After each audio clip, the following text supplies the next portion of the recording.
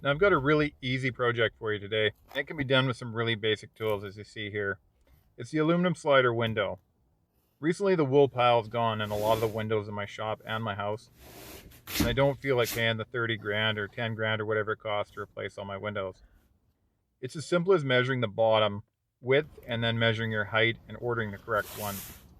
This can be done by cutting out a small sample. When you get it, you're going to need to cut out the old ones by running a single slit down the middle and ensuring that the T-slot is completely clean before you try putting in the zipper pile. I wound up ordering this zipper pile off of Amazon, but I'm pretty sure you can get it from Home Depot or your local hardware store. When these windows are manufactured, it was just slid in before it was all assembled. However, this is what a zipper pile looks like, and it's pretty easy to put in. And it's going to have a notable clicking sound when you put it in.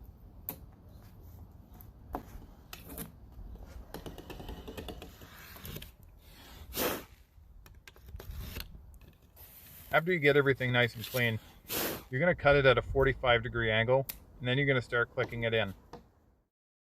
Now, there's a bit of a knack to it to get it in correctly, but this is the basic idea of what you're going to do. You're going to put the one side in, and then you're just going to click the other side in back and forth. You know, the first couple windows that I tried, it took me a little while, but then I got it down to about 10 or 15 minutes to get one window done.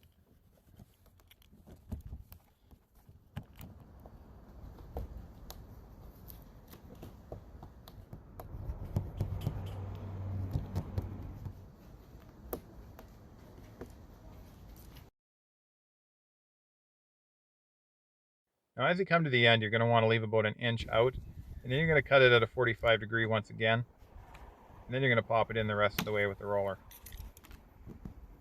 There were three indicating factors that told me that the zipper pile needed to be replaced. The first was it was noticeably gone and almost flat. The second, during the wintertime, I could see frost building up on the windows and in between them.